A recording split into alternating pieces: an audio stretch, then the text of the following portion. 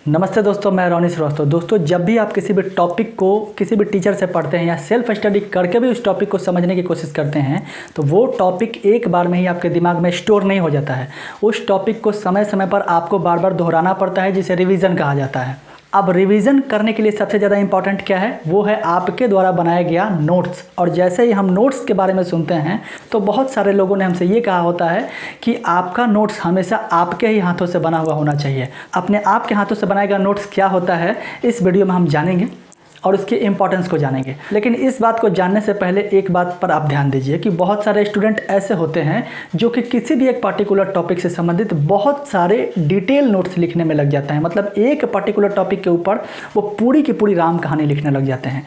इससे दो दिक्कतें होती हैं। सबसे पहला दिक्कत तो ये होता है कि जब आप एक टॉपिक के ऊपर बहुत डिटेल नोट्स बनाते हैं तो डिटेल नोट्स बनाने की वजह से आपके दिमाग को ये लगता है, जब वो रिवीजन करने के लिए जुटता है, मतलब जब आप रिवीजन करने के लिए हैं तो डिटेल नोट्स होने की वजह से आपके दिमाग को ये लगता है कि एक ही चीज़ से रिलेटेड मुझे बहुत सारी चीज़ें पढ़नी है। मतलब एक चीज़ से संबंधित मुझे बहुत सारी चीज़ों के विषय में जानना है, जो कि पूरी तरह से सही नहीं होता। जबकि वास्तव में आपने क्या होता है कि सिर्फ पेजेस भरे होते हैं डिटेल नोट्स बनाने के नाम पर।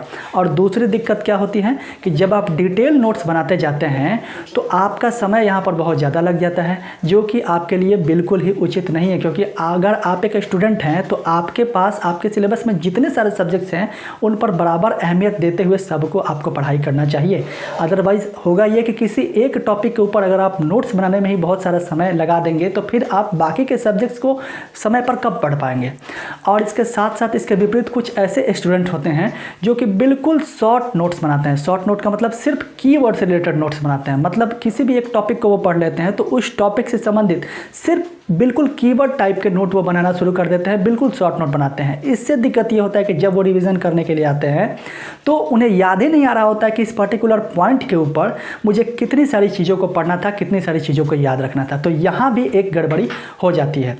तो दोस्तों, यहाँ पर आपको ध्यान ये देना होता है कि आपको सबसे पहले अपने आप को अवलोकन करना है कि आप किस तरीके से नोट्स बनाते हैं, तो उनका रिवीजन करते समय आपको किस तरीके से फ़ायदा होता है। मतलब अगर आप डिटेल नोट्स बनाने वालों में हैं कि आप शॉर्ट नोट बनाने वाले में हैं, मैं आपसे इतना ही कहूँगा कि ना आपको बहुत ज़्यादा डिटेल नोट्स बनानी चाहिए और ना ही आपको बहुत ज़्यादा शॉर्ट नोट्स बनाना चाहिए। आपको नोट्स की भाषा कुछ इस तरीके से रखना चाहिए, नोट्स की शब्द सीमा इस तरीके से कुछ रखनी चाहिए जिससे कि आपको ज़्यादा दिक्कत ना आए रिवीजन करने के रिवीजन करने के समय ना ज़्यादा आपका समय लगे, ना ज़्यादा डिस्ट्रैक्शन महसूस हो। और रिवीजन का टाइम से बहुत ज़्यादा लेना देना होता है, क्योंकि जब आप किसी भी टॉपिक को तैयार करते हैं, मान लीजिए 1 घंटे में, तो इसका रिवीजन करने के लिए क्या आपको 1 घंटे ही लगेंगे? जब आप उसका रिवीजन करेंगे तो क्या आपको 1 घंटे ही लगेंगे? नहीं, 1 घंटा का अगर टॉपिक आपने कंप्लीट किया है तो उसको रिवीजन करने में आपको बहुत कम समय लगना चाहिए।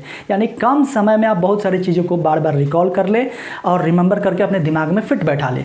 तो कम समय में आपने बहुत सारी चीज़ों को फिट करना है अपने दिमाग में और रिकॉल करने की कोशिश करना है। तो दोस्तों, इस छोटी सी वीडियो से मैंने आपको यही बताने की कोशिश की कि नोट्स कुछ इस तरीके का होना चाहिए जहां पर आपका समय भी कम लगे रिवीजन करते समय, इसके साथ साथ आपके दिमाग पर अनावश्यक प्रेशर भी ना पड़े। और मिलते हैं दोस्तों नेक्स्ट वीडियो में किसी नए टॉपिक के साथ। तब तक के लिए ऑल द बेस्ट।